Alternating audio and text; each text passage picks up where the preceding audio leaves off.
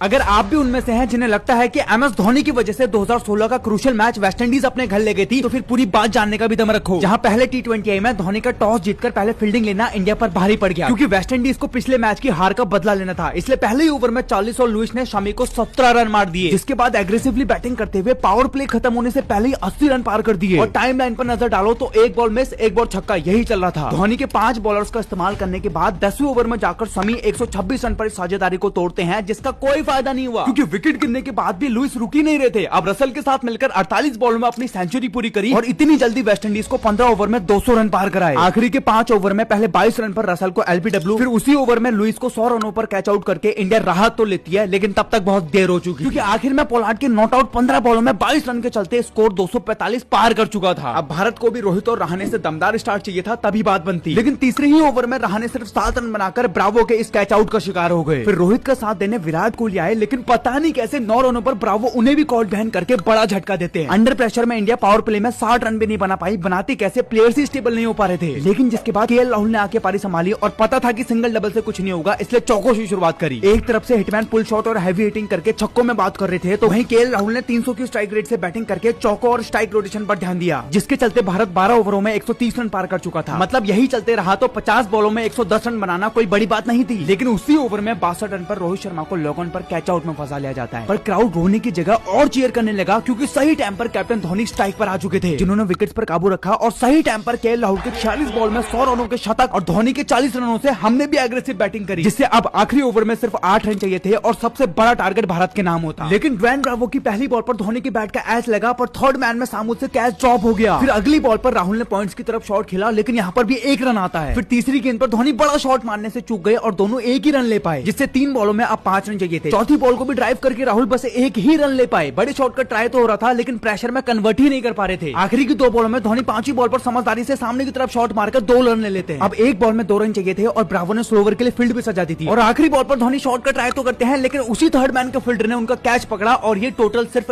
1 run से रह गया। लेकिन किसी भी एक प्लेयर को गाली देने से पहले पूरा स्कोर कार्ड भी देख लो।